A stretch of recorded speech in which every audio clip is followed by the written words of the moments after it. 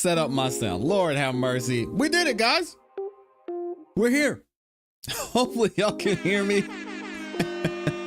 We made it to another live stream. Y'all know what to do. Drop a 1 in the chat if you can hear me. Drop a 1 in the chat if you can see me. We're looking all crispy and clean on the screen. You know what time it is. Welcome back to another YouTube live stream and another episode of the ClassE Barely Morning Show again this morning. I know. We're gonna do better, guys. Happy Monday to you all. I'm your host, ClassE of patreon.com/ClassEbeats. By the way, make sure you check it out. The link is in the description as well as in the pinned comment in the chat. We got a lot to talk about today. We got Bryan Kohburger up in here. We're gonna find out what's going on with that trial. He got in trouble with the judge for trying to delay this trial. Lord have mercy. And then we're gonna talk about Tyrone Blackburn. I know y'all saw the headlines. You saw the title of this video. Tyrone, it's looking like he might be getting out of here. His law license might be over, and he might not be allowed to practice in certain areas of the country too, which is insane. We're gonna talk about that. We're gonna talk about Diddy, what's going on with that. It's looking like there's another lawsuit that dropped this morning. We're gonna cover all of it. But before I do, I've got to say what's up to the people, man. And I forgot to put up the chat too. Oh my goodness. What is going on? I'm acting brand new on this Monday morning. How is everybody doing up in here? I know I had y'all in here waiting.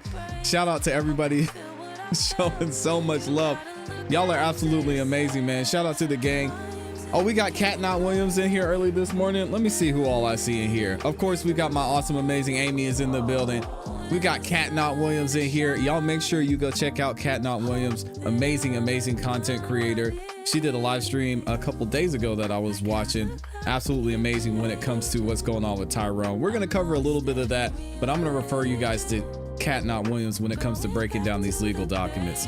Shout out to Not Williams. Make sure you check her out. Subscribe to her channel. Amy has a YouTube channel as well, by the way. Y'all go check her out. My awesome, amazing Amy here, and show her some love. Who else do we have in the building? Let me see.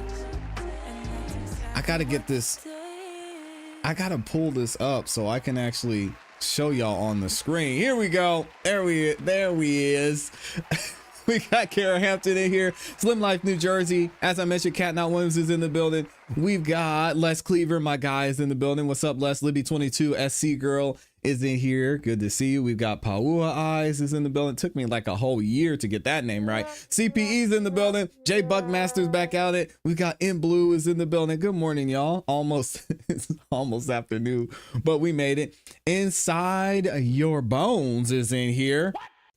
Inside Your Bones. That is a very specific username. We're gonna have to figure out.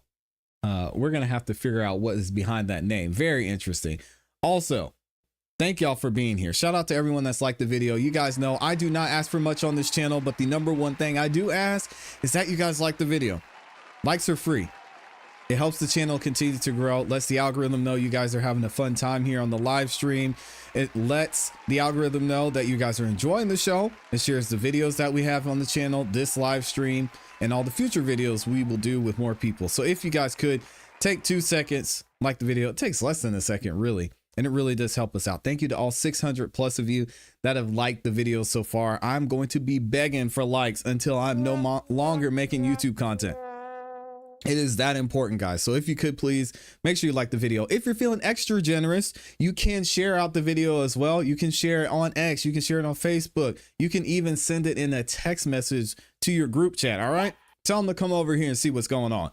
Either way, if y'all go the extra mile and share the video, I greatly appreciate that as well. Speaking of going the extra mile, I got to shout out some of you who dropped super chats in here. I will be reading super chats as we go throughout the show. So thank y'all who have been so generous already this morning. Big shout out to Slim Life, New Jersey in here, starting the day with the 10 bomb.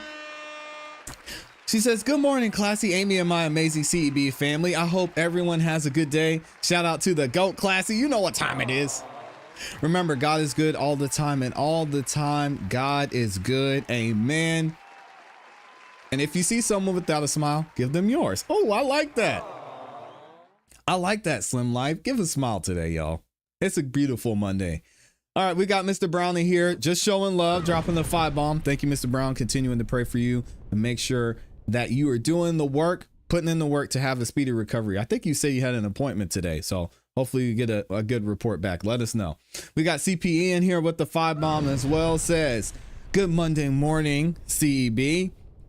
Do not allow negative thoughts to enter your mind, for they are the weeds that strangle confidence. Bruce Lee. Ooh wee. I'm gonna save that one. Hold on a second. I'm copying that too. That is an excellent quote. Let me go ahead and put this up over here real quick. I like that, CPE. Thank you for the love. Thank you for the 5 bomb. Very well said. Great mindset. Virginia Wiley is in here this morning with the 5 bomb. Says, good morning to my great CEB family. Let me be the first to wish everyone on the best YouTube channel around a blessed and productive week. Love y'all. Thank you, Virginia Wiley, and thank you for the support. You know, we out here, we trying, all right? I just need to be on time. We have a 2 bomb, another super chat from Slim Life, New Jersey. Says, wait for it. We started the show eventually. Thank y'all for being patient. We've got Karen Hampton in here with the 5 bomb. Says, well, it's Monday, the start of the week. Hope everyone enjoyed their weekend. Let's start this week off great and great on purpose. Smile always. Thank you, Kara, for the reminder for us to have a great week on purpose. We really can do it, guys.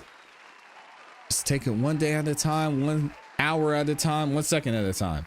It's possible. All right, let me see if I can. We've got a couple more things I need to get into, and then we'll get started with the show. Here we go. Trying to make sure. Oh, for some reason, Bryan Kohburger is not popping up over on X, so that's gonna be an issue, but we'll fix it. We've got Slim Life New Jersey in here again, gifting 5 memberships. Amy gifting 5 memberships, and Kara gifting 5 memberships. My goodness. If you got a membership from one of these amazing ladies, please make sure that you say thank you. They're giving you an opportunity to get your name highlighted in green, looking all cool in the chat. You can check out the members only content. And if you're a member, you get instant access to any videos that we drop here, as well as all the members only content that we have on the channel. So thank y'all, all 3 of you, for supporting Amy, Kara, and Slim Life, for giving some of the people in the chat an opportunity to become members. Make sure y'all say thank you and show some love. All right. We've got one more super chat I'm gonna get to, and then we'll get started. Les Cleaver in the building. Says, wonderful morning, and I pray all have had a great weekend full of love and God's blessings. Thank you so much, Les Cleaver. I appreciate you, man. Hopefully you're doing well as well. ClassE, I definitely share all the time. There you go. Got to do it. And let me see what else y'all are saying. Oh, Inside Your Bones is in Australia. Shout out to everyone down under. Stephen G is from Australia too. I'm sure we'll see him in here a little bit later. And let me make sure I didn't miss anybody. I know I almost missed the pain he had in trying to pronounce it. Oh, shout out to Paua. Amy set me straight. Amy set me straight. She said it's pronounced Paua. I said, okay, I got it. We got Unique in here. Just became a new member. Welcome to the member side. Unique, good to see you in here as well. No negativity, says Slim Life. That is right. We keep it positive over here, y'all. Although some of the topics we cover are a little negative, especially when it comes to this Diddy trial, right? Jeez. Okay, I think I got everybody in here. We should be good. Let's go ahead. Oh yeah, shout out to Aussies in here. Good to see y'all. Let's go ahead and get started with the show if y'all are ready to get into it. So this is something that we've been talking about, and we actually did a video on a couple of times about Mr. Blackburn. So first, there was a back and forth between Tyrone Blackburn and his client Terrence Dixon, going against Fat Joe and Joe Tacopina, right? So you had that back and forth going on. They filed a lawsuit. There's another lawsuit filed. Joe Tacopina and Fat Joe tried to get ahead of the lawsuit they were filing and file a defamation lawsuit against Tyrone and Terrence. So now we have more happenings, right? You found out that Tyrone Blackburn was going to be served by Joe Tacopina's processor, and Tyrone Blackburn tried to run this dude over, and allegedly he succeeded, because he then got arrested for first-degree assault. I know. What? It gets better, guys. This has not been the first time, or will be the last time, Tyrone Blackburn has been in hot water, because now we're finding out that a judge is saying that Tyrone Blackburn has to show cause in some of his most recent filings. And if he doesn't, he could be in some very, very serious trouble. Now, we're going to get into it here. Cat Not Williams covered this document, this memorandum we're going to cover here in a second. And I'll put a link to her live stream where she covered the whole thing in the description. But check out this explanation of what's going on with Tyrone Blackburn. Repping the hype man, suing Fat Joe. He's got a lot of problems. He's been arrested for mowing down a process server. That's going to be a problem. He's going to have to tell the bar. He could be facing penalties like suspension or disbarment. Now, this is just an arrest, but this is just one of many problems he's got. So Fat Joe, represented by Joe Tacopina, the former lawyer to Trump, coming hot off his big win in the ASAP case, are suing the hype man and the lawyer. And they're saying that you guys have defamed Fat Joe. You guys are basically engaged in a civil extortion scheme for money, that all of this shit is lies, and you're defaming me. Now, the claims from the hype man include that he was forced into 4,000 sexual acts. This begs the question, at what point are you responsible for the sexual act? Like, somebody forces you once, shame on them. Forces you twice, shame on them. At some point between being forced twice and 4,000, don't you have to take some responsibility? Nope. Not in America today, unfortunately. And Joe Tacopina even came out and said this himself over on TMZ talking about, we've already talked to several people who were mentioned in this lawsuit, and they said, I don't know what this Tyrone guy or Terrence is talking about. I've never even met Fat Joe. So again, a lot of lies throughout this lawsuit we're seeing. And of course, it looks like it's a move for money. Tyrone Blackburn being behind it. Is anyone surprised? I don't know. The other part of that lawsuit is this brother right here, everybody's favorite $3,000 an hour lawyer to Elon Musk, Jay-Z, Rock Nation. Rock Nation was named in the Fat Joe lawsuit, saying that they're responsible because they were, I don't know, his manager. Alex Spiro, on behalf of Rock Nation, has filed a motion to dismiss swiftly, claiming that there is no legal basis for suing Rock Nation for any of this claims in the Fat Joe lawsuit. This is another problem, but wait, it gets to be so much more that's going on. Check this out. 4,000. So as you guys may have heard, this lawyer also represents Lil Rod in a civil lawsuit against Diddy. In that lawsuit, several claims against Diddy have been dropped. Several defendants have been dismissed, including Cuba Gooding Jr. and Justin Combs, for not being properly served. When the lawyer tried to get the judge to excuse that and let him properly serve them, the judge said, no, it's too late. They're being dismissed from this case. And then there's the Universal Music Group claims. Universal Music Group was dismissed and went after the lawyer for sanctions. Here are just some of what judges have said about this lawyer's conduct in court. Now, we're going to get into even more about what judges are saying and the most recent thing that was said about Tyrone Blackburn. But guys, just listen to this explanation of what judges are saying Tyrone Blackburn is doing in court and in court proceedings. It's sounding like Tony Busby, but I think Tyrone has probably been doing this a little bit longer. So you'll see right here, starting from therefore, while Blackburn may have acted incompetently at times. I mean, that's a rough thing to have somebody say. And then Judge Coate did observe that a reasonable inference from Blackburn's pattern of behavior is that he improperly files cases in federal court to garner media attention, embarrass defendants with salacious allegations, and pressure defendants to settle quickly. Yikes. It actually gets worse. Here, the judge has an entire section in his order dedicated as a warning to counsel. I mean, I could read it to you. In light of this, the court finds Blackburn's conduct regarding the motion to dismiss to be unsettling. Blackburn's filings are replete with inaccurate statements of law, conclusory accusations, and inappropriate ad hominem attacks on opposing counsel. Y'all, this man is a warrior. He's fighting the entire Diddy legal team, Joe Tacopina. He's fighting Alex Spiro. He's fighting federal judges. He's now been arrested by the NYPD. I mean, an absolute warrior. Yeah. And I think calling him a warrior is generous, but we're going to get into this most recent filing here because Tyrone, he's got to get his stuff together. I don't know if he can. I mean, I guess if Tony Busby can, so can he. But check this out from the Honorable Judge William S. Stickman. Now, some of you might know, I'm not going to get into it, but there were some proceedings that Tyrone Blackburn was participating in when it comes to the Pastor T.D. Jakes. Some of you may know what's going on in that lawsuit. We're not going to get into it. But what is being said in this memorandum here is in reference to Tyrone Blackburn's work on the T.D. Jakes lawsuit. So check this out. And the judge does not hold back at the beginning of this memo. Defendant. We've got Dwayne Youngblood, we'll just call him Youngblood moving forward, filed a notice of motion to dismiss, a supporting brief, and a reply brief requesting the dismissal of plaintiff TD Jake's complaint with prejudice. That means, y'all know, we know this by now, that if it's dismissed with prejudice, they cannot file this again. Youngblood is represented by attorney Tyrone Blackburn. I think it's time to give him the boo. Man.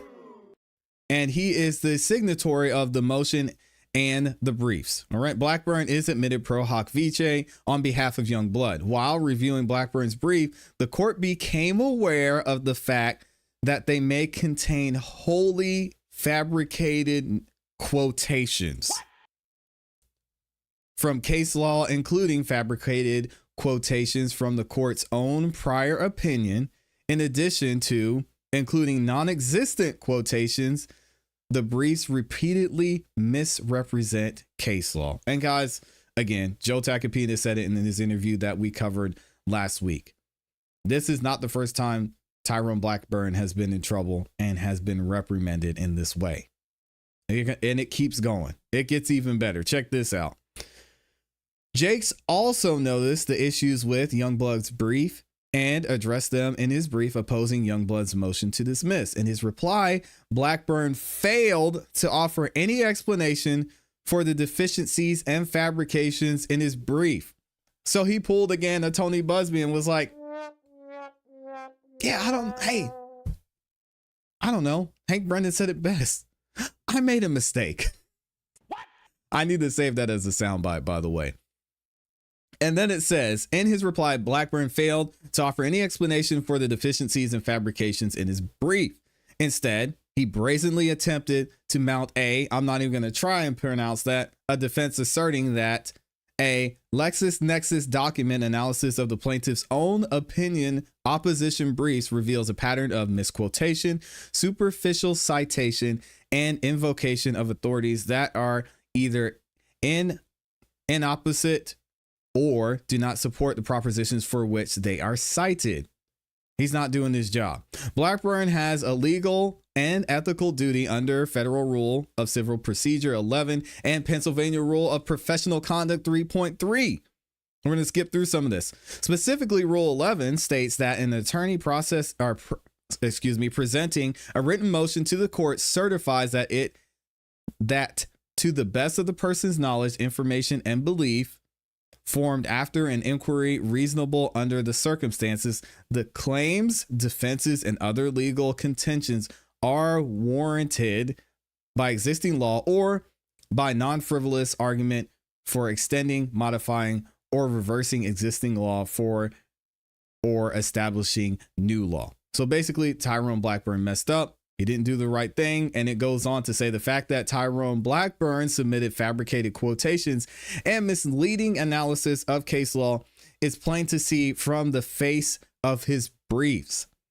When reviewing Blackburn's briefs, the court was perplexed to see quotes attributed to the court's own prior opinions in this case, as well as other case law that was wholly fabricated. So he either needs to fire his paralegal or something, because I don't know what's going on here. The court was also troubled to find that Blackburn's repeatedly misrepresented case law to support his contentions. By way of example, the following italicized portions of Blackburn's brief supported the motion to dismiss, represent a sampling of fabricated quotes. And they have it here. These are all the times that he was fabricated quotes in his brief. Look at this guy. This is a mess. Even after being accused of making false representations in his initial brief, Blackburn's repeated reply, brazenly contained misinterpretations of the law and partially fabricated quotations. And they show them here. Terrible. And then they go on to say, these quotations are merely representative of the fabricated statements in Blackburn's brief. They are additional fabricated quotations that the court does not enumerate in this order. In addition to including non-existent quotations in his brief, Blackburn also cited cases for propositions that they do not represent. So again, using cases that don't even apply. Oh man, he's throwing stuff at the wall and hoping it sticks. And it's a shame because if his client had an actual case, well, he's just ruining it here, and it's looking like it most likely will be dismissed with prejudice. Attorneys have the duty of candor to the court. They must make reasonable inquiries under the circumstances to ensure their legal contentions are warranted by existing law. Attorneys may not fabricate non-existent quotations from case law or the court's opinion, and may not cite cases for legal propositions for which they do not stand. The court presumes that Youngblood's briefs were constructed by generative artificial intelligence used by Black.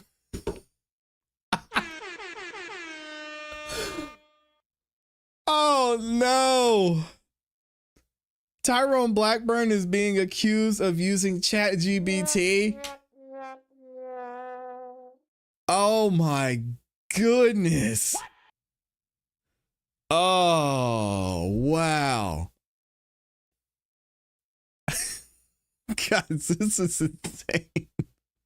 Joe, I know you're watching. I know Joe Tagapita, he watches the show. He's going to have a field day with this. The court presumes that Youngblood's briefs were constructed by generative artificial intelligence used by Blackburn, rather than an effort by Blackburn to personally construct false and misleading briefs, which means Tyrone Blackburn doesn't need to fire his paralegal. Tyrone Blackburn needs to fire ChatGPT. It does not matter. Attorneys have an ethical obligation under Rule 11 and their state's respective professional canons to review every document submitted to a court under their name and signature to ensure accuracy, candor, and overall compliance with ethical obligations. So he actually may be able to get out of this with this statement. He may be able to say, hey, look, Judge, I was swamped. You know, I had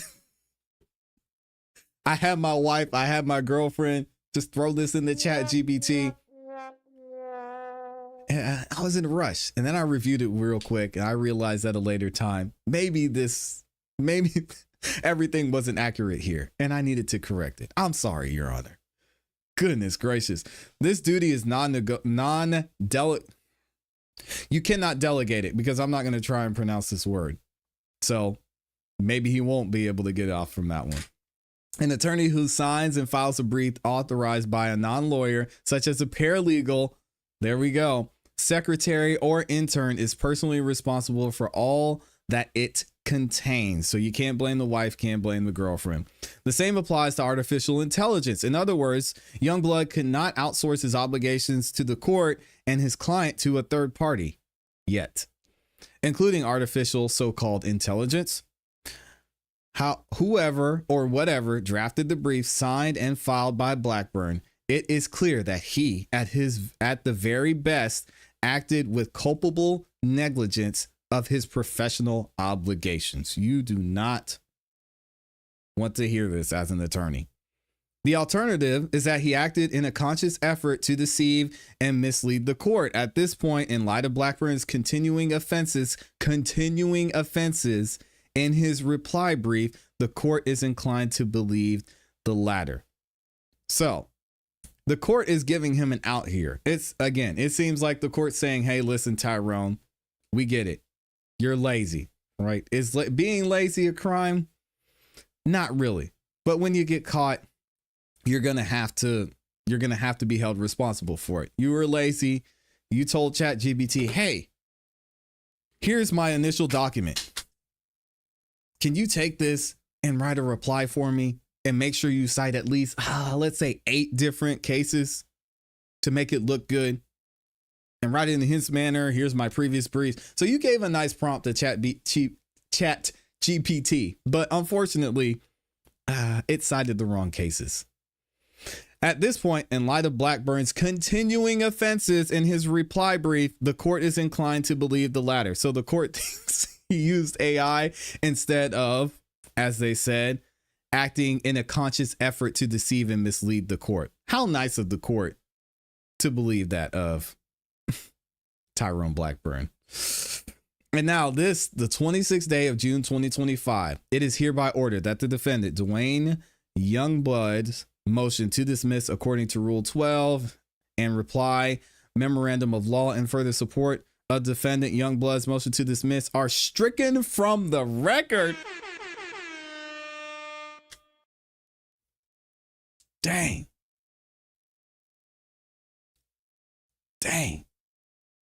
Just crumpled all this up and threw it in the trash. In accordance with Federal Rule of Civil Procedure 12A4A, Youngbloods must answer Jake's complaint on or before July 11th. They still get 2 weeks to reply. So this judge is so kind. It is further ordered that Blackburn is ordered to show cause. Here's where it gets ugly, guys. Not to exceed 15 pages by July 18th. So a week after that their answer is due.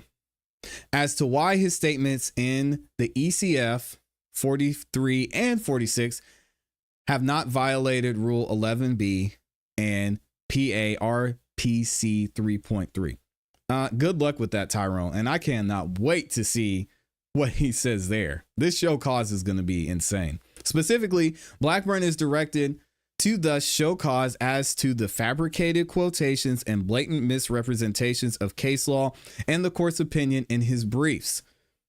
Possible sanctions include, but are not limited to, monetary sanctions. I mean, who cares? They don't care about that. Including attorney's fees related to the litigation of the motion at issue, revocation of Blackburn's pro hoc vice status, and any other sanctions deemed inappropriate. And this number 4 here, footnote, is going to be important because all that they did was stricken from the record. The court is so alarmed by the deficiencies and potential rule violations in Blackburn's filing that it will not consider any of the substantive arguments raised in Youngblood's motion to dismiss or reply brief. Dang. Judge said it was trash. It is finally ordered that a show cause hearing will be held on July 24th at 2025 at 1:30 p.m. Tyrone's got to show up and explain face to face why he did what he did with the judge. In courtroom 8B for Blackburn to show cause as to why sanctions should not be issued relative to potential violations of Rule 11B. If Jake's plans to seek attorney's fees in relation to the litigation surrounding the motion to dismiss, Jakes and his counsel must attend the hearing. You know they will be there. Otherwise, all parties and counsel are welcome to attend the show cause hearing, but only Blackburn's attendance is required. Judge say you ain't getting out of this one. Unless, I mean, is he going to have a hearing in the same time for his assault charge? Jeez. Blackburn shall provide a copy of this order to his client, Youngblood, and file a notice of compliance on the court's docket after doing so. Blackburn's attempt to withdraw as counsel in this action does not insulate him from the repercussions of his actions. You can't run, ready or not. Here I come, said the judge. You can't hide. The judge is going to find you and make you pay, Tyrone. God dang. His pending withdrawal of appearance will remain under advisement until the resolution of the show cause hearing. Tyrone cannot run. Tony Busby pulled this. We saw it happen. Tony Busby got in trouble for using someone's login allegedly to file some documents.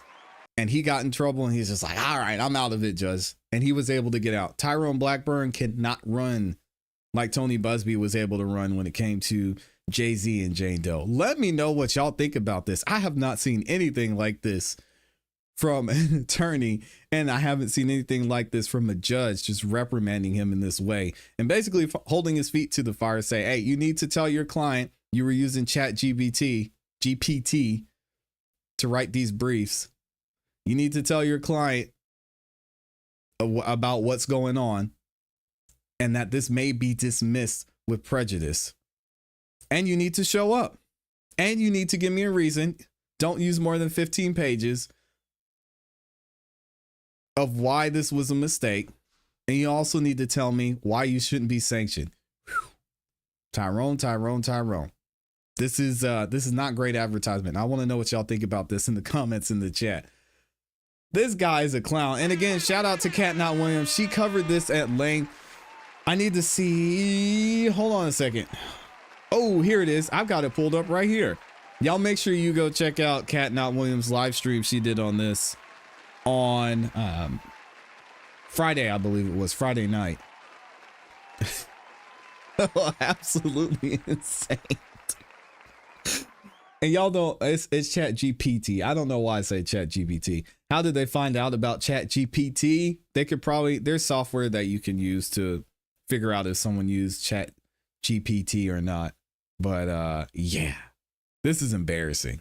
Where's Cat? I know Cat's in here had something to say about this. Oh man, she said, oh, where I missed it. I can't find the comment now. I doubt Fat Joe has done the stuff Dixon is claiming. Innocent till proven guilty. I'm with you on that one. Defamation of character 4,000 times. TB spends years in school and money to be a legal prosecutor and throw it all away is insane. Joe Tacopina is the GOAT. That's true. Yeah, I don't trust Blackburn with my goldfish. Dang. Blackburn and Busby are both despicable. I'm surprised anyone believes anything they say. Just because FJ had some sleazy lyrics in, oh yeah, Fat Joe, in the 90s doesn't make a case if the girls aren't even mad. And in some cases, don't even exist. Melody C. He probably tried to find other Fat Joe victims, but no one would do it. Yeah, they're probably like, oh, you're Tyrone Blackburn? Nah, I'm good. We're good on this one. He might have dated some younger girls, but nothing illegal that I'm aware of. I'm not even sure if the accusations are things that were illegal at the time. Certainly nothing was reported then. You said Tyrone Biggins. Oh man, can you imagine learning the law and making your own rules on that very law? Jeez. If he knew Fat Joe was with the young girls, he is just as guilty for not reporting it then. Lock him and his waterhead lawyer up. Oh my goodness. Y'all are cooking this guy. He probably plagiarized his way through college too. One of the Diddy witnesses said he lied in her lawsuit too. Oh, Tyrone did. Yep. While on the stand under immunity. He should have been indicted right then. It's still possible something might happen. So this is so bad for him, man. We've got, I don't see how y'all can drink coffee. No, I'm good on coffee. That's what I'm saying. The claims are bogus. I think Tacopina will bring him down. Joe Tacopina is not sweating this. We got to get him back on the show. Oh man, YouTube broke username displays over the weekend. Oh, that's crazy. I did not see that. They took people's names away. He's so lazy and stupid. The funny thing about this, it's so funny that you say that now. The funny thing about this is the judge is basically giving him a choice. It's like, hey, Tyrone, how do you want to be known? You want to be known as lazy or you want to be known as stupid? Because the judge says this: an attorney who signs and files a brief authorized by a non-lawyer, such as a paralegal, secretary, or intern, is personally responsible for all that it contains. So that would be lazy, right? Same applies to AI. In other words, Youngblood cannot outsource his obligations to the court and his client to a third party. Whoever or whatever drafted the brief signed and filed by Blackburn, it is clear that he, at the very best, acted with culpable negligence of his professional obligations. The alternative, all right, here's the latter. The alternative is that he acted in a conscious effort to deceive and mislead the court. At this point, in light of Blackburn's continuing offenses and his reply brief, the court is inclined to believe the latter. So the court saying, Tyrone, I just think you're stupid. I don't think you're lazy. I think you're dumb. Because the fact that you've done this not only multiple times throughout your career, but multiple times in this proceeding specifically, that's a dumb thing to do. Sorry. Amy said, who's trying to get flued out, Amy? In the waiting room of the doctor's office. All right. Bless up, Mr. Brown. Thank you for letting us know. That's what I'm saying. The claims are bogus. I think Tacopina will bring him down. I think so too. Shout out to all nearly 900 of you that are in the building. Oh my gosh. 700 of you like the video. Guys, likes are free. Please, please, please, please, please, please. I'm begging you, please like the video. It's free. All right. I know you guys can do it. Let's go ahead and get into our next topic. Thank you to everybody who's liked the video so far. Did I miss any super chats? I think I got all the super chats so far. All right, next up, we got to talk about Bryan Kohburger. It's looking like Amy said, I said it in my black scent, flued out. You don't have to have a black scent. Just say flued out. It's okay. It's a real word. Look it up. Being flued out is a term. It might be on Urban Dictionary, but you know, we use it. We got to talk about Bryan Kohburger. This is going to be interesting. So what we're going to do for this is we're going to go over to Law and Crime, and we're going to actually hear from a couple experts, get a little bit of background on what happened in this Bryan Kohburger case and what we're possibly going to see moving forward. It's going to be very interesting. I think this is going to be the next big trial coming up in August, the second week in August. You guys know we'll be covering it at length here on the channel. Let's see what Vinny had to say about this.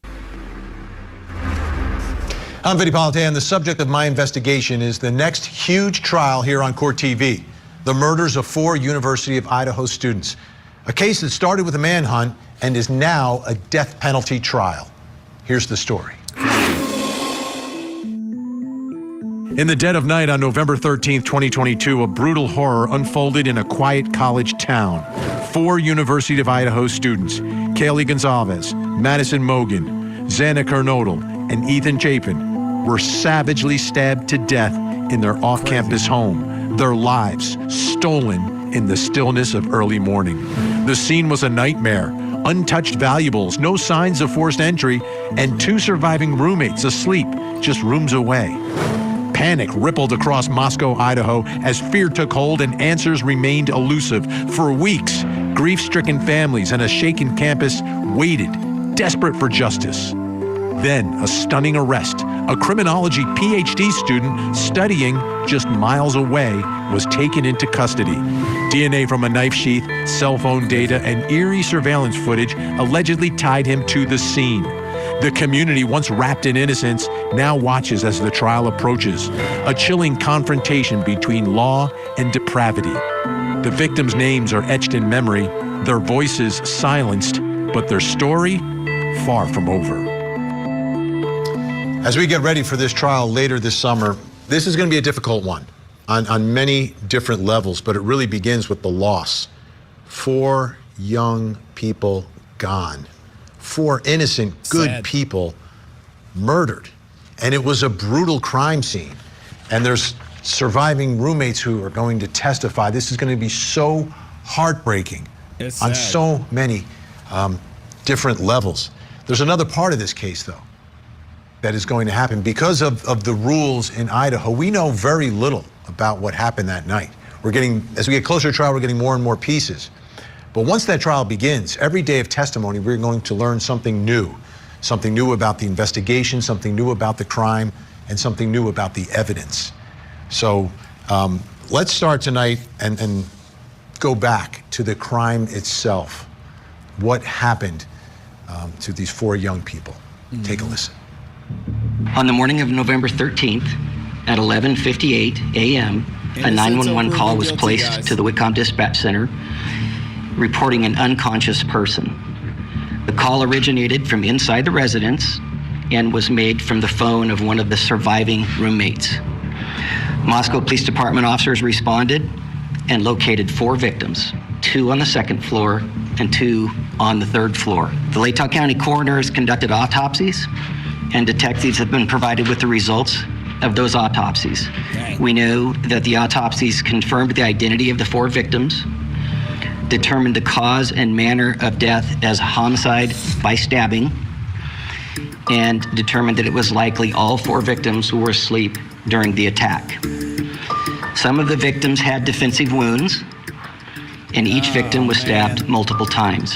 Officers discovered the bodies of Ethan Chapin, Xana Kernodle, Madison Mogan, and Kaylee Goncalves inside the residence on King Road.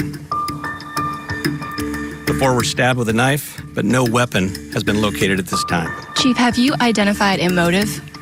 That is part of the investigation, and that will come out as we continue the investigation. But what we still ask is for people to continually send us things in the tip line.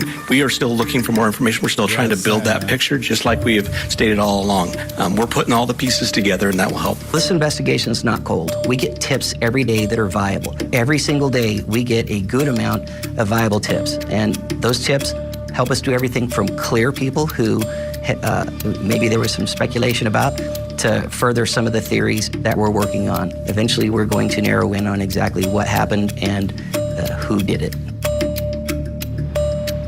Now, they believe they know who did it. They've charged him with the 4 murders in this case. Yeah. Now, they also believe this is what the weapon is that I'm holding in my hand. This is the same exact weapon that's been described. And the reason they believe they know what it is that the sheath that is holding this knife, this K-bar knife, was found at the scene. And that is the crucial piece of evidence, the DNA that they say they found on the snap here. But as I hold this, I don't even want to unbutton this and look at the knife. I can feel how heavy it is. But just to know that someone used something just like this to take those 4 lives in such a brutal, brutal way with a weapon. Yeah, again, we still have a lot of evidence we have to see, because most of what we're hearing is speculation. We don't know the exact evidence. We don't know. There hasn't been a murder weapon that was found. All we have is the sheath. Now, did a medical examiner verify that a K-bar was used during these attacks and eventual murders? We don't know that yet. Again, we weren't able to see the preliminary hearings, so we don't know about that there. I haven't seen the transcripts for them either. But let me know what you guys think about what seems to be the biggest piece of evidence surrounding this case, and that's the knife sheath with the DNA on it. Let me know what y'all think about that in the comments in the chat. Something like this. And that brings us to the first question in our investigation tonight.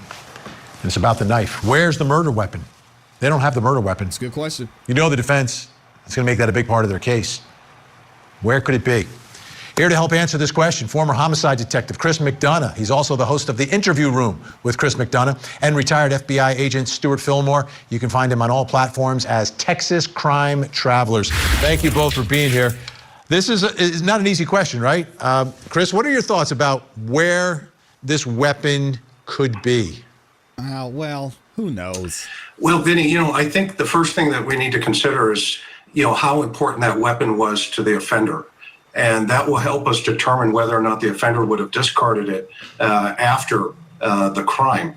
And in this particular case, we have evidence, obviously, that he had gone back into Amazon and actually put a duplicate knife into, the cart, but he didn't make the purchase. So that may give us a little insight into what he was thinking post-homicide.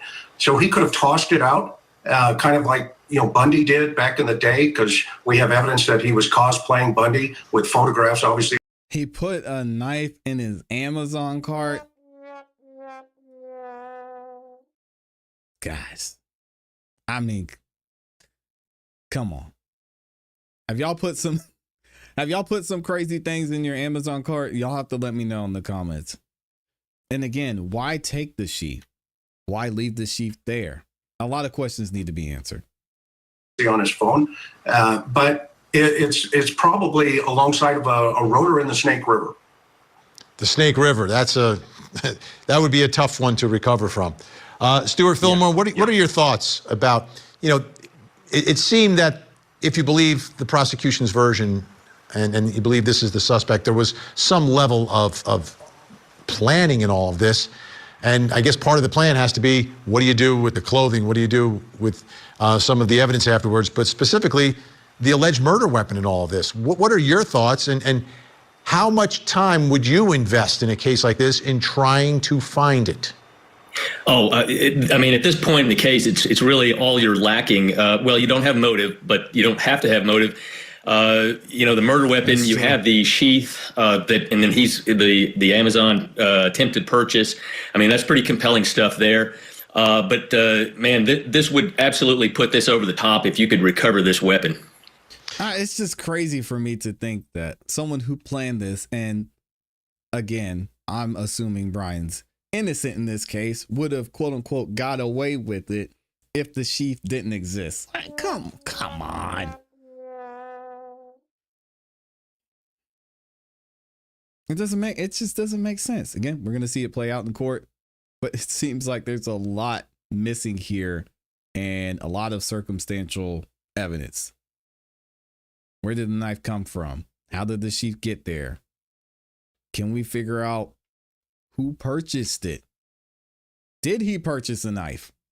Do we have him at a pawn shop looking at the knife? Like, again, there's just so much. When we talk about that area of the country, Chris, it's very rural. Parts of it are. And we've had Cody Thomas drive those roads. We're going to talk to him a little bit later in the program about that. But it just seems like there's a lot of places that it could disappear. But it also seems that everyone out there, if they came across a knife, would likely call police because this is such a high-profile case. Nah.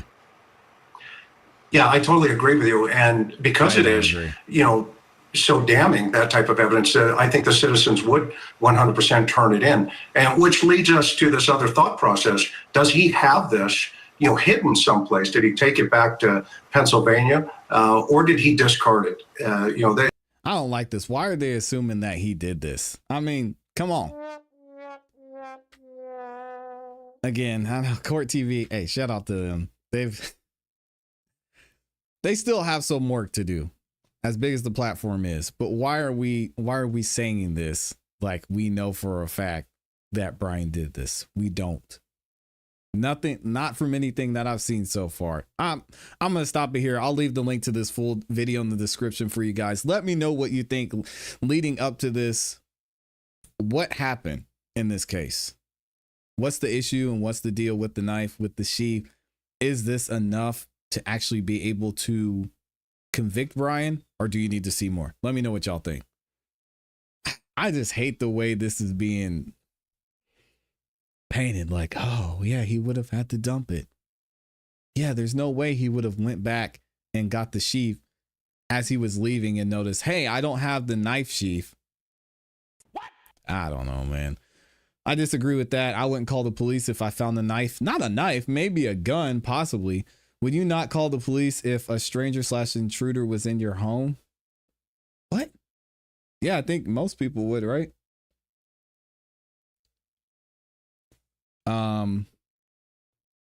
I think most people would. Because they're lazy. Well, that's true. That is true.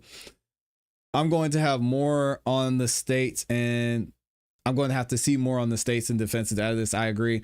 I wouldn't call the police if I found the knife. If you found a knife, if the knife had blood on it, maybe. But if you just found a random knife, I don't know, man. Listen, I'm from the country. So if you find a knife out somewhere, you just going to take that thing home, clean it off, and be like, hey, I found a new knife. I have no idea. The sheath could have come from the thrift store or something, but it would be a coincidence. I don't know. They say he was obsessed with Maddie. He looked at her Instagram. Oh, Dottie's in the building. Shout out to Dottie, Amazing Grace. Good afternoon. Hopefully you're doing well. Good to see you in here. I love you, Amazing Grace. I'm glad to see you in the chat. What else are y'all saying? He Googled Ted Bundy, so clearly he's a murderer. What? Angie, I know you're just kidding.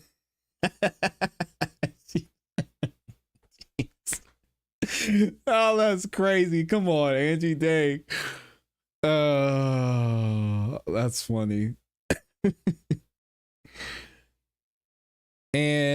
When there is an intruder inside your home, you call the police. She did not, and that is suspect. And did she not call friends before she called the police? I don't know. This case is going to be wild, guys.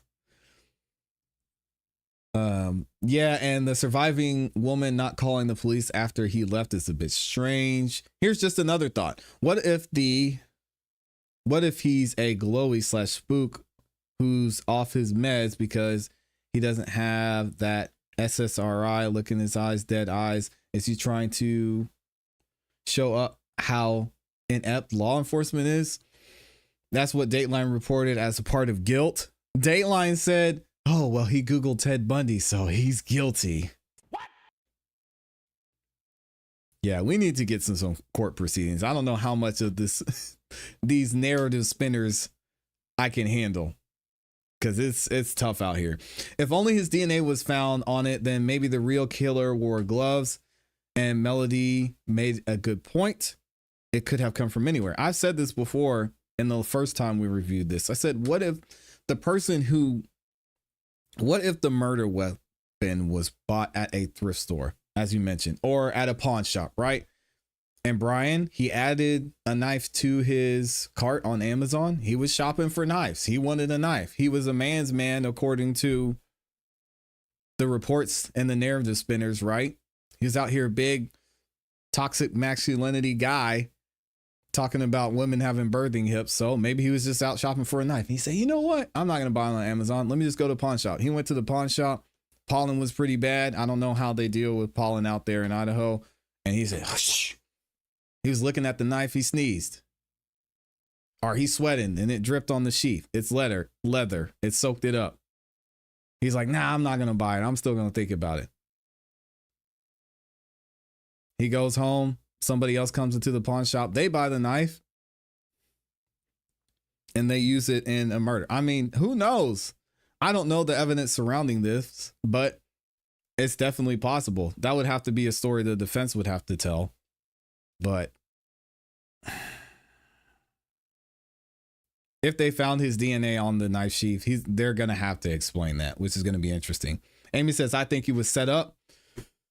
One roommate heard a girl crying and a dog barking and just yelled, shut up, and shut her door.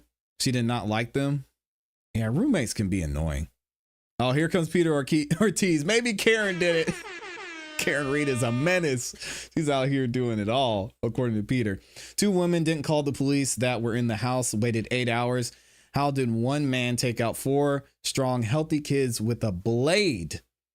He'd have to be a ninja. You'd be surprised how people react when they're faced with a life-threatening situation. You know what? It makes sense now. Peter's right. Karen probably did do it. She was backing down the driveway, 24 miles an hour, and she went all the way to Idaho. She backed up right in reverse all the way to Idaho after she hit John, went to the house, committed this crime. She was actually calling Carrie on the way back from committing this crime. That's why it took her so long. It's all making sense now. Shout out to Peter. Peter is on the case. Case closed. Then someone else buys it and purchases his DNA. Isn't on it. They said there was only one DNA on it, and it was Bryan's. I don't. Kat, you're laughing, but hey, all we need is some blue paint, and we can prove it. Shout out to Peter Ortiz, man. Amy says something was always off about this case. It didn't make sense. How did one guy kill 4 people with people around? Sorry, the roommates were involved, or did it? Oh, 4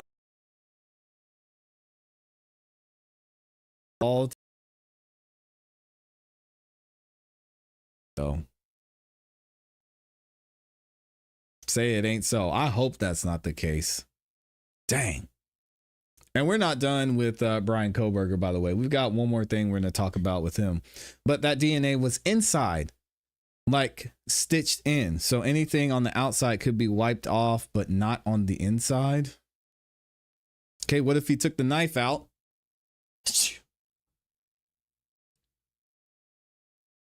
Or what if he was so excited, he was sweating, some sweat dripped on the knife. I mean, again, I don't know. It could be possible. I'm just saying, again, the defense is going to have to answer for this. The fact that his DNA was found on the knife is going to be huge. Y'all said you're buffering. Shouldn't be. If y'all are having issues, you might have to reload, because I'm showing we have a great connection over here. So y'all might need to refresh. Some vloggers is trying to say Karen Reed was running some big money laundering operation and John found out. Yeah, that's Peter Ortiz. Peter's in there. He started that. What's the vlogger's name? It's probably Peter Ortiz. All right, let's go ahead and get into this next topic. We got to find out what happened with Bryan Kohburger, because it's looking like his defense team, they're going to be facing the uphill battle here. They tried to get some things moved when it came to the court proceedings. So what we're going to do is we're going to look into this and find out what happened, what the judge had to say about the defense team for Bryan Kohburger trying to delay trial a little bit longer. Judge was not happy. Here we go. Shout out to Law and Crime fully for this. encourage everyone to continue as if the trial is going to take place when it is scheduled for.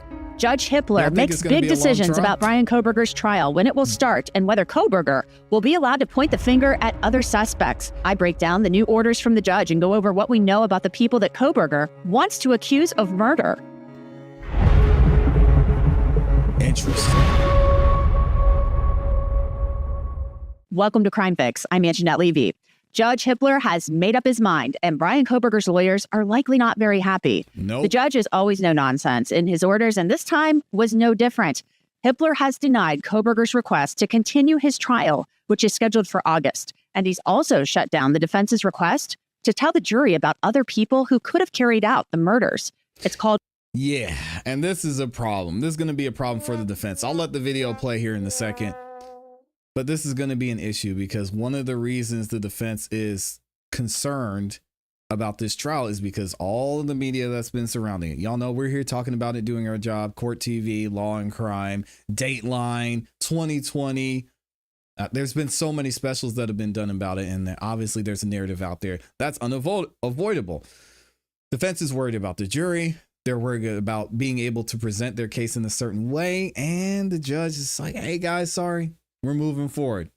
Kohberger's request to continue his trial, which is scheduled for August. And he's also shut down the defense's request to tell the jury about other people who could have carried out the murders.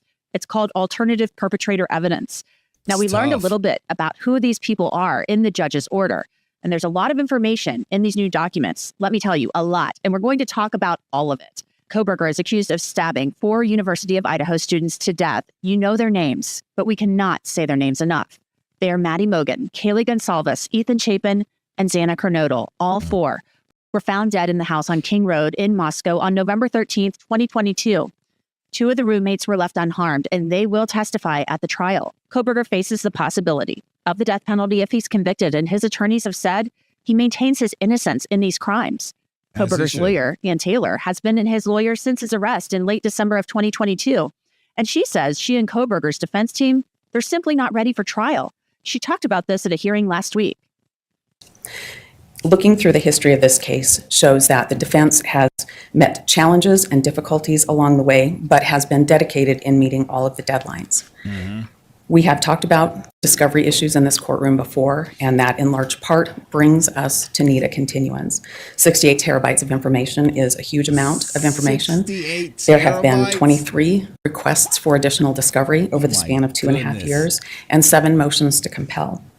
When I say that this doesn't come as a surprise, that this comes from the record, I would direct the court to look back to May of 2023 and June of 2023, and our second motion to compel. Included in that was what was known as Exhibit A from the defense, and that depicted how we were receiving discovery. So this is not a new issue. This is something that's been coming up for a long time. We were receiving discovery, but it was such that you would get a file that would say hundreds of photographs, hundreds of pages of reports, each having to be looked at individually to know what was there and then organized. Taylor has You know what, guys? I'm going to make so many millions of dollars when I come up with a system that allows attorneys and the state to send and receive evidence efficiently. Why is it in every single trial we have discovery issues? Like, we're going to get together. We'll come up with it. I'll get you guys a stake of the company, and we're going to come up with a way to handle these 68 terabyte cases. Obviously, the FBI is involved. We know they're very thorough in some cases.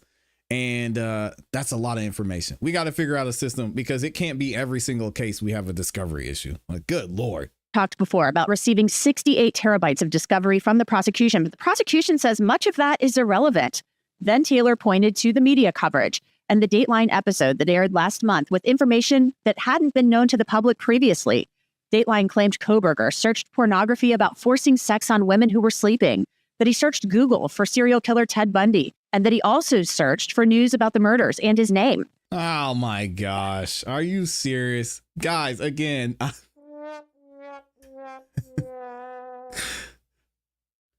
You know what? I'm not going to ask that question about what y'all be searching. All right. Hey, yo.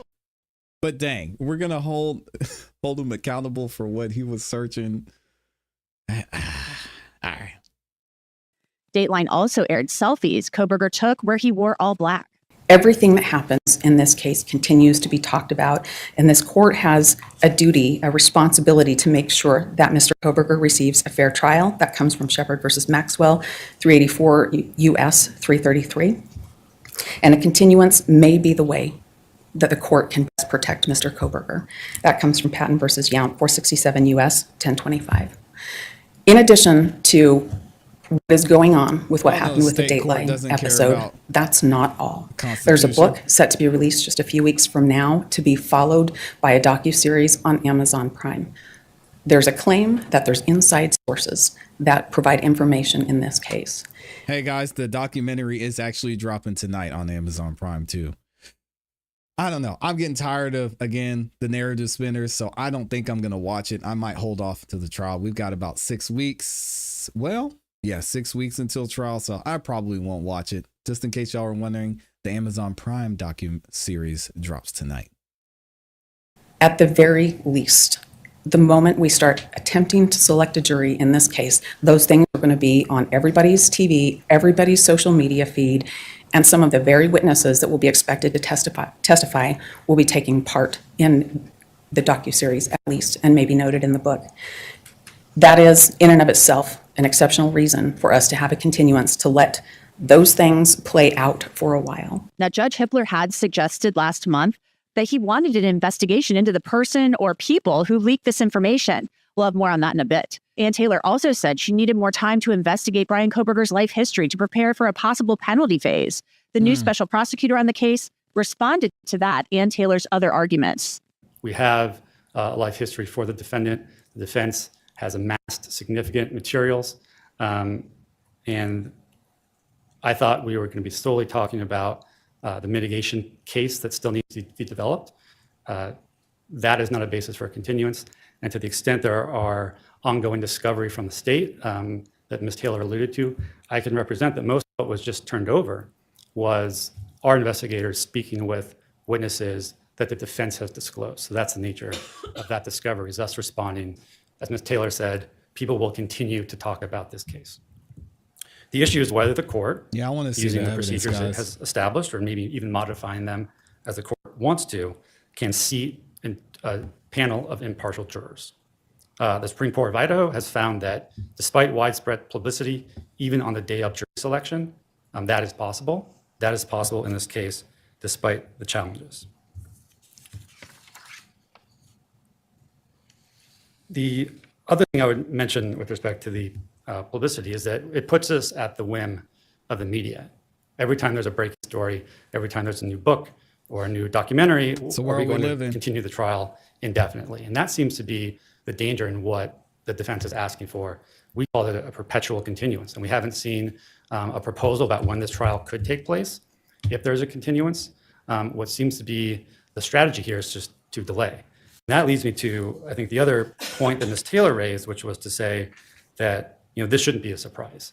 it is a surprise to us that a motion to continue was made so late in the game. Our content shows you just how important your personal safety is, and that's... What do y'all think so far about this?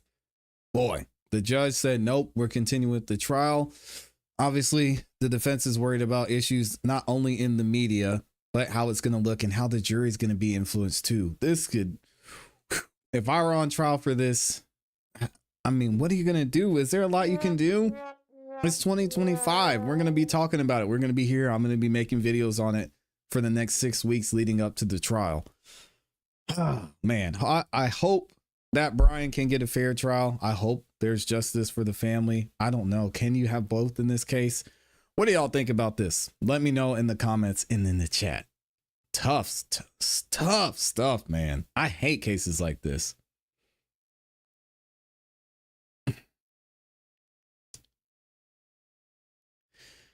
And that ClassE is why I love you and Kat. I won't watch it either. Yeah, I haven't been able to watch the full full videos. I watched something on I think it was Court TV. We watched last week or a week before last, and it was rough, man. So I gotta find more information because it sounds like they're leaving out a lot of information. Just FYI, your honorable court, the seated jury will watch ClassE. Yeah, they're going to be watching. We already know. Where's Kat at? Kat, are you going to be covering this trial? She's in here. Kat Not Williams said, that's it. I think I heard about it. Someone replied for a restraining order against her. The psychic? Or maybe she was banned from the campus. What happened? Mind you, she has been given resources on par or more than the prosecution because his civil rights are a priority. Fair. Imagine how easily someone can set you up. The scary ass F. I do not like DNA. I don't like it. DNA freaks me out. And if that's all you have, I'm sorry. Then you just got to give it to the person for planning the perfect crime. If all you got is DNA and that their phone pinged on a cell tower that has a 10-mile radius, what? Throw the case away, guys. I don't want to see it. Figure something else out. Because, man, this is crazy. Yeah, that roommate is super suspicious. Sounds like the judge is siding with the state at this point. Nah, the judge is just saying you've got 2 years. And the defense wants to cry, oh, well, they've just been giving us a little bit at a time saying, hey, here's 100 pictures. Hey, here's another 100 pictures. Here's another 100 pictures. Your Honor, we got 68 terabytes and we're drowning over here. I'm just, well, I don't know. We'll see. Kat might not want to give away her next move, so we'll just see. If Kat Not Williams is streaming the trial too, y'all better support. All right, yeah, the roommate, they've already moved the proceedings, and it has been 3 years. Excuse me, thank you for the correction. I thought it was just 2. Right before trial, it will pick up momentum now or 3 more years from now. Jesus, I hope not. My mom and brothers did the ancestry DNA test, and I don't want to do it. Oh, yeah, y'all don't want your DNA floating out around there? It's easy to get your DNA. If somebody wants your DNA, you're good. The best advice I have is stay out the streets and make sure that somebody can verify where you are when you're there. It's not hard. I mean, if you're married or you're in a relationship or you be working all the time like me, you'll be fine. You know, y'all don't have to worry too much. They said that Young Thug and ASAP Rocky was guilty, and we see how that turned out. They say everybody's guilty. There's always going to be people that, oh, I've seen it. I've seen all 68 terabytes. He's guilty. Okay. Can we get to trial, please? But 2 years on 58, is it 58 or 68 is not enough time? Yeah. Yeah, I can't watch those docs because it's regurgitated mess. Both sides had enough time. It seems like it. But 68 terabytes, my goodness. Absolutely always watch Kat during trials. Kat has one of the best memories of anyone I've seen in this space. Like her memory when it comes to remembering what happened during court proceedings and where it happened and what was filed is amazing. I don't get, what does the terabyte thing mean? That's just how much evidence they have to go through. Our discovery, I mean. I agree they need to not delay anymore. Yeah, let's go ahead and get into it. Shout out to Amy for the cake in here. You know, it gets close to lunchtime. Amy gets a little anxious. I said, come on, man. Trying to get some cake up in here. I see you, Amy. We're almost there. I got a couple more things I want to cover with y'all. And then I might let you get out of here and get some lunch. Again, thank you to over the 1,000 of you that were in the building. 700 plus of you have liked so far. If y'all could, please make sure you like the video. Likes are free, guys. I know there's at least a couple hundred of you that haven't liked the video yet. So y'all please take the time to do that. I'm going to keep begging until my last day on YouTube. I watched all 68 terabytes last night, Peter said. Like, yeah, come on, y'all. Can we get to the court proceeding, please? And then you've got all these, and shout out to, I'm not going, you know what? No, I'm not going to say that. Shout out to LawTube. I don't consider myself a part of LawTube. I just consider myself a regular person who's looking at these cases as if I were someone who's on the jury. So I don't know what you call that. But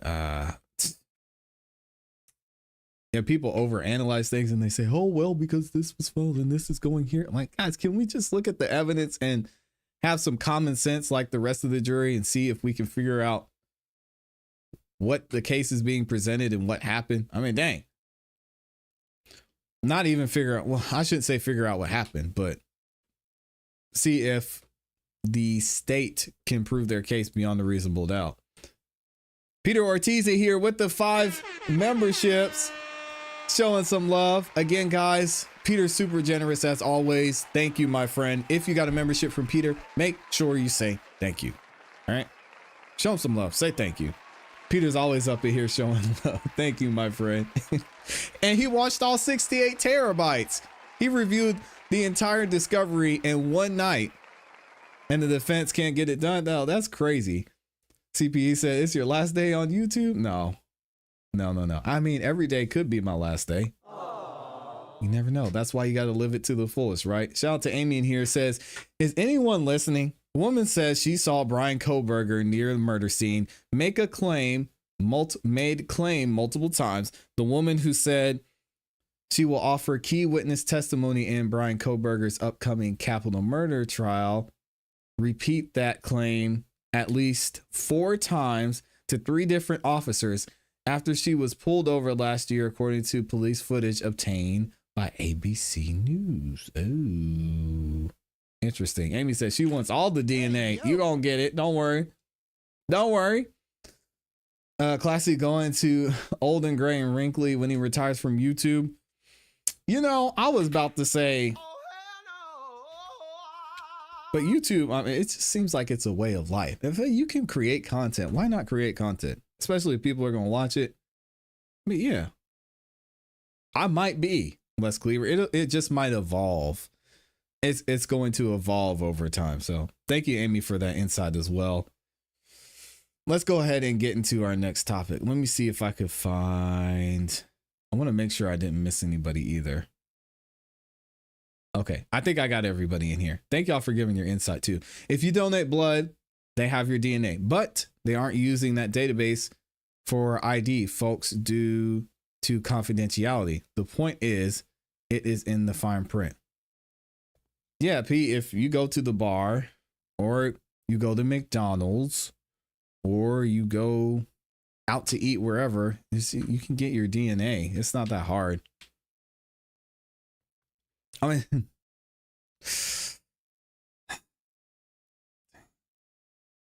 guys, think about it. Do most of you, when you go to the grocery store, and be honest, guys, when you go to the grocery store or when you go to wherever and you get out of your car, do you guys lock your car? Most of you? Just a yes or no in the chat. Do you guys lock your car when you go into the grocery store or when you go somewhere to eat or when you go out? Or say you're just like, I need to go to Publix real quick. Let me run to Publix real quick. Do you consciously lock your car? Someone says yes. Yes, absolutely. Yes. Yes, yes, yes. Okay. So guess what? Do you guys wear gloves when you open your car door? For those of you that said yes, are y'all wearing gloves when you open your car door? When you reach in the back of your tailgate and you pull on the handle, are you wearing gloves then? No. So even if I can't get into your car and I can get DNA, CPE said yes. Boy, if you don't get... So even if I can't get into your car to get some DNA out of your car, if you grab your car door without gloves on, there's DNA there. Your gas cap. How many of y'all grab the gas cap? Fill up your gas tank. Come on, man. Anyway. Touch DNA is everywhere, says Peter. It's nasty. I hate DNA. I hate it. So if somebody wants to get you, they ain't gonna get you. Let's talk about Justin Combs in here. Y'all know Diddy is going through some things right now. I think that's putting it lightly. Diddy's going through some things right now and his trial's wrapping up. But unfortunately, there's just people keep going after him and his family. So let's look at this that was recently filed by one of our favorite attorneys on the channel. And I'll be mentioning who that is here in a second. All right, let me double check and make sure we're good. Y'all still worried about your DNA? Don't worry about it. If they won't get you, they gonna get you. So go ahead, just take your 23andMe, take your Ancestry.com. Well, don't take 23andMe because they're selling all of our DNA there. I messed up. I took 23andMe. So as long as Fannie Willis doesn't get a hold of my DNA over at 23andMe, then I should be okay. I just stay inside. You'll be fine. CP Kara says, nope, I wear gloves when putting gas in my car. You guys are something else. I'm gonna get your DNA. All right. We can make it happen. It's easy. All right, guys. So let's get into this. Of course, we've got our favorite attorney. Tony Buzbee is back. Y'all thought he was done? Nope.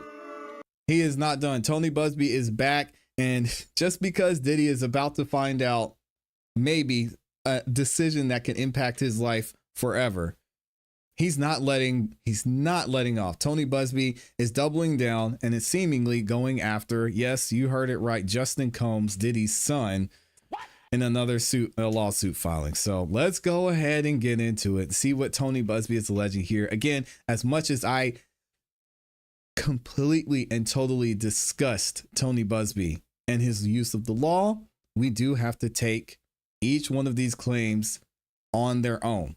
So because of what he did with Jay-Z, that doesn't mean that there's not going to be any legitimacy to this claim. Now, we believe innocent until proven guilty, but we're going to go ahead and see what the claim is here by Tyreek Connerly, represented by Tony Buzbee and the Buzbee Law Firm, against Justin Combs, Sean Combs, Diddy's House Recording Incorporated, and so on. Bad Boy Enterprises. Y'all know the deal, who they are. Here's the complaint. The plaintiff, we're going to call him Ty, brings this action against defendants Justin Combs and all them other folks. All right. Here's the introduction. What happened? The plaintiff is an accomplished, degreed professional. In 2017, Justin Combs is going to be referred to as Justin moving forward, used his father, Diddy's status as an A-list celebrity and mogul in the entertainment industry to lure plaintiff, a young female from Louisiana, to Los Angeles, where she was literally held prisoner for a weekend and repeatedly assaulted. Yikes. Diddy and two other, as of yet unknown, masked men participated in the assault. This case seeks compensatory and punitive damages for the assault. The conduct described herein is strikingly similar to how the defendant Sean Combs, here we go, using the federal. Oh my gosh. Similar to how defendant Sean Combs and his entourage conducted themselves for many years, and it appears that Combs' penchant for certain types of violence is shared by his son. Many individuals and entities facilitated and conspired with Combs to accomplish his abhorrent purpose, talking about Justin. Sean Combs and those he surrounded himself with believed they were above the law. They are most certainly not. For decades, Diddy, described herein as Diddy, abused, molested, I almost said that word on YouTube. You can't be saying that stuff. They don't like it. Abused, touched, assaulted, threatened, and coerced men, women, minors. Stop the cap. And others for his own gratification, to assert dominance and to conceal abhorrent conduct. Again, I'm trying to take this at face value, but saying minors were involved, I don't like using this lightly. If you want to say men, women, and adults, fine. But just throwing minors in there with no proof that Diddy was involved with minors is just disgusting in my... Come on, guys. He accomplished these acts by and through a criminal enterprise built on his success as a rapper, recorder, and producer. And record executive. Combs is one of the wealthiest musical artists in the world, behind the facade of being a 3-time Grammy Award winner, discovering and developing multiple famous musical arts, and ranking on Forbes' list of the highest paid entertainers in the world. They existed something sinister, a dark underbelly of a crime, trafficking, forced labor, kidnapping, bribery, and prostitution. Are you going to show that here, Tony, or are we just talking? Combs is a menace to society, women, and children. While his wealth has kept him above consequences for many years, Combs now faces the awesome power of the American judicial system and ultimately a jury of his peers who will be asked to punish him for the deplorable conduct described herein. Combs' business enterprise is essential to the pervasive acts of assault and abuse committed by him during the last decades. Combs operated his business headquartered at various times in Manhattan and Los Angeles under a variety of U.S.-based corporate entities, including Bad Boy Entertainment, Bad Boy, and all them other folks, right? Corporate entities in the Combs business portfolio included record labels, a recording studio, an apparel line, and alcoholic spirits promoting business. Shout out to Ciroc, a marketing agency, talent discovery, a television network, and media company. On the surface, each of the businesses served a legitimate purpose related to entertainment, music, and other subjects. But in reality, Combs, by and through himself and his agents, employees, and contractors, used the business to assault, abuse, threaten, and coerce hundreds of individuals through sexual quid pro quo schemes, as well as to take advantage of individuals with impunity, thinking the victims would never seek recourse. Combs and his agents, employees, and contractors through these Combs businesses would tell victims, this is what it takes to be famous. What are you willing to do to become a star? And perform this act or else. Dang. To coerce the victims into performing a non-consensual act, adult act, for the gratification of Combs and his cohort. Members and associates of the Combs business engaged in and attempted to engage in, among other activities, trafficking, forced labor, interstate transportation for the purposes of prostitution, coercion, and enticement to engage in prostitution, narcotics offenses, kidnapping, arson, bribery, and obstruction of justice. Lord, the Combs business constituted an ongoing organization whose members function as a continuing unit for a common purpose of achieving the objectives of Combs. Obviously, we've heard this before, and we've heard it throughout the entire Diddy trial and literally every single civil lawsuit that's been filed against Diddy. It's like they all took this same template and shared it amongst themselves. Tony Busby actually has been a part of several of these as well. Combs' pervasive history of assault and violence. We don't need to read through this. Thank you for the reminder, Tony, but we know ClassE, so on, so forth. All right, we'll keep moving through the complaint. So what did they say? In the past year, numerous civil complaints have been filed by plaintiffs who allege that they have been assaulted by Combs between 1991 and 2009. In November 2023, 3 lawsuits were filed against Combs under New York's Adult Survivors Act. ClassE, an artist signed to Bad Boy Records, sued Combs in New York for assault and physical abuse. She alleged Combs facilitated these acts by and through supplying ClassE with copious amounts of drugs and urging her to take them beginning in 2006. Putting aside the fact that she wanted to take it. We've got Little Rod mentioned here. Y'all remember him, represented by Tyrone Blackburn?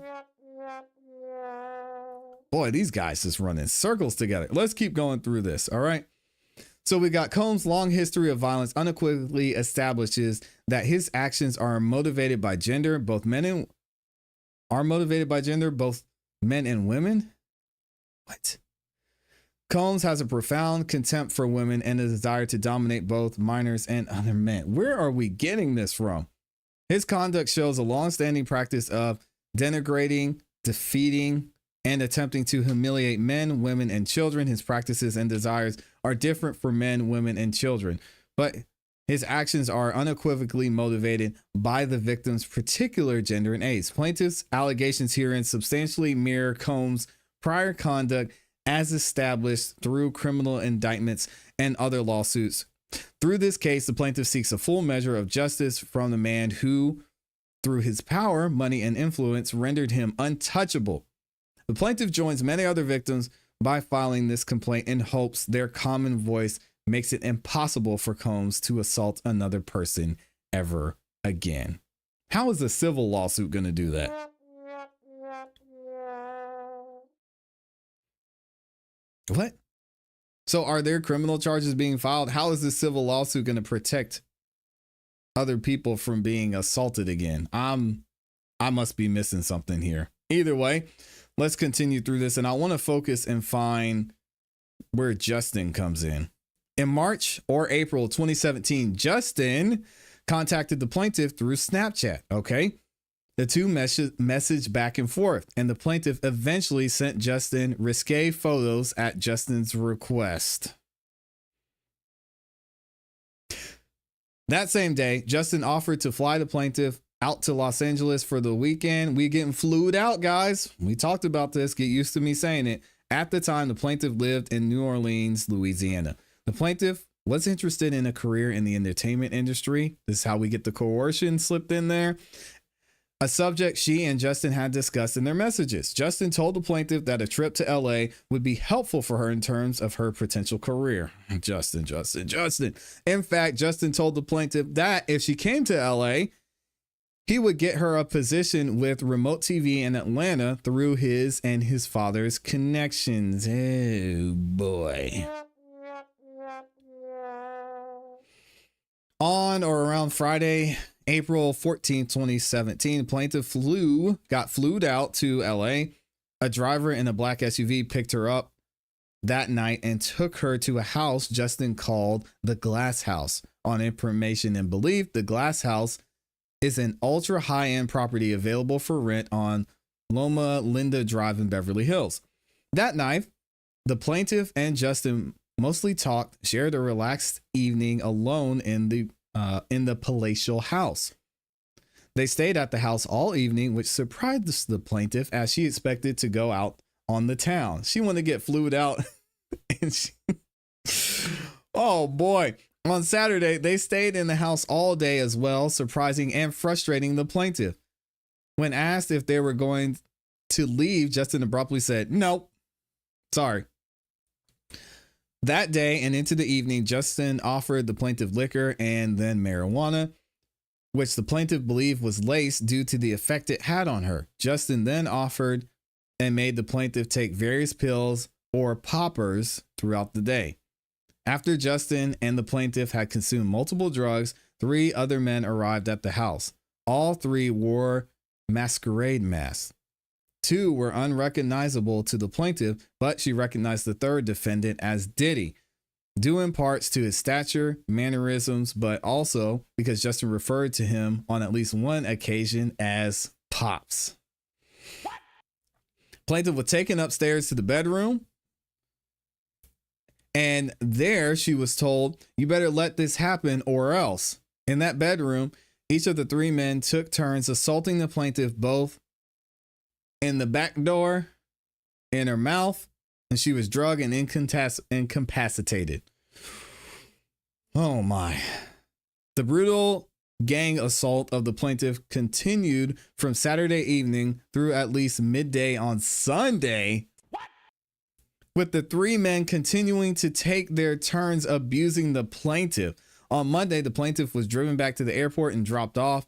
Throughout the weekend and afterwards, Justin held over the plaintiff's head the possibility of a job with remote TV, which never materialized, as well as the photos she sent to him on Snapchat, which he had saved and could release at his pleasure. As a result of abuse, plaintiff has suffered severe emotional distress, emotional anguish, fear, anxiety, humiliation, embarrassment, physical injury, and emotional injury and trauma. Wow. So I think it's important, the timeline here that was left out, because this is something that stands out to me. Throughout the weekend and afterward, Tony, I need a timeline, sir. You're very specific to say that she was assaulted from Saturday evening through Sunday, and then Monday they flew her back to where she came from. But then throughout the weekend and afterward, how long afterward? How long were they talking? Did they interact before then? We'll have to wait and hear that in the response. Claim for relief, of course, assault and battery of this sexual manner. Y'all know that. No surprise there. Excuse me. We've got gender violence. Okay, that's a new one. We've got negligent supervision and retention. They held her he held her hostage and wouldn't let her leave. We've got the demand for a jury trial. The plaintiff herein demands a jury trial and tenders all appropriate fees with this complaint. Prayer for relief. Wherefore the plaintiff Ty prays for the following relief against the defendant: for past, present, and future general damages in the amount to be determined at trial. Obviously, cost of the suit, interest, punitive and exemplary damages, attorney's fees, and other and further relief as the court may deem just and proper in these circumstances. David Fortney, y'all know him and Tony, they like this. Shout out to David. Oh, of the Busby Law Firm. Okay, well, sorry, can't let you have it. Oh boy. We've got yet another lawsuit against Diddy. This man cannot catch a break, and it seems like Justin was a big part of this. Let me know what y'all think in the comments in the chat. Is this just a move by the Busby Law Firm to try and get something out of Diddy through his kid? It's seeming like they probably wouldn't put Justin into this if he didn't actually have some type of conversation or interaction with Ty. So I want to know what y'all think. Let me know how you feel about this lawsuit in the comments in the chat.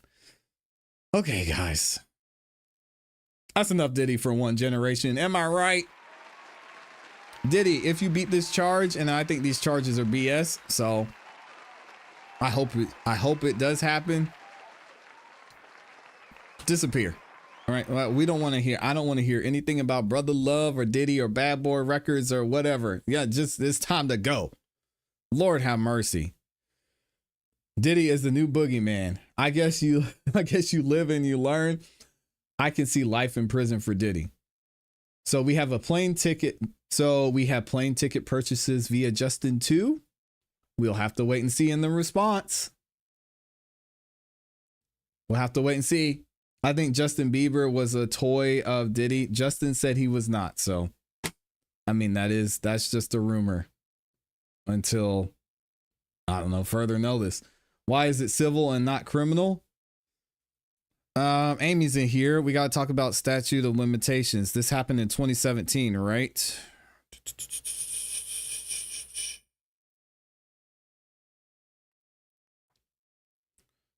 That would be 7, 8 years. Yeah, it's too long. But why won't they? Again, this is why I want to know. And Tony Busby left this out because he's Tony Busby. Where did he say it? Oh, I'm going to find it. Because this is important, guys. Throughout the weekend and afterwards. That is so intentionally vague. So we don't know what happened. We don't know what happened here. And I mean, there might not be criminal charges because she didn't know what to do. Does it say it? Did it say how old she was? I probably missed that because I was just trying to focus on reading properly. It's already how the weekend Sean comes to yet. And again, why were children brought up here? I mean, we know Diddy was doing some wild stuff with adults, but why are we just throwing children in there? Unless she was a kid. Let me see. She was assaulted. Let me see if I could find it in the parties.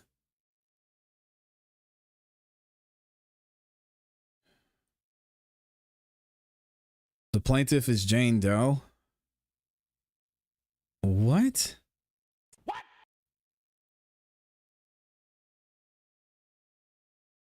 So she lives in New York now. And how is she what?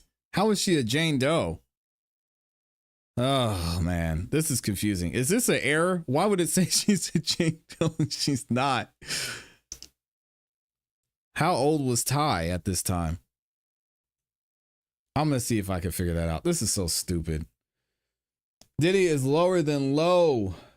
The statute for PDFs because Justin was a kid. There's no evidence to that.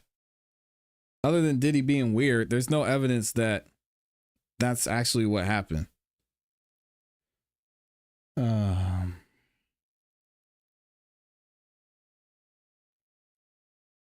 Jane Doe, really? Is this another template issue by Tony Busby? Because he's been using templates before. Shout out to Amy dropping some more cake in here. Hold on a second, let me see. Oh, there we go. Shout out to Amy. Yes, Lord. Diddy's not going to disappear. He's going to brag about how the feds tried to blacklist him and failed. It is definitely cake time.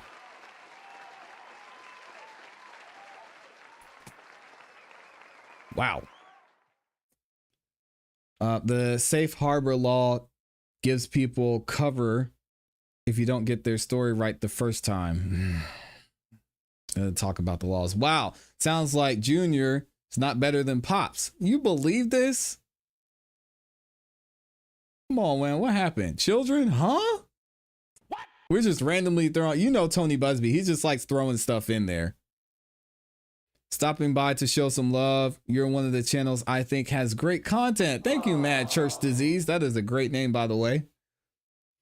I meant to say, let me see. When this is interesting. Okay, so y'all are good. Probably another Jane Doe. Yeah, but why would he say the plaintiff, Jane Doe, is a female who resides in New York, New York? Now, it said at the time she was living in Louisiana, but she's not a Jane Doe. We have her name right here. What is happening? I'm so confused, Tony. Can you explain? I know Tony's probably watching this right now because he knows I'm gonna be reviewing it. Oh my gosh, I cannot pull this up on the computer. Hold on a second. It's my bad. I'll try to focus. All right, y'all. I think y'all have to tell me what you think about this. It seems like an error that he's saying it's a Jane Doe. Shout out to the gang in here. Appreciate y'all. We have over 1,000 of y'all in the building. If you guys could, please do me a favor.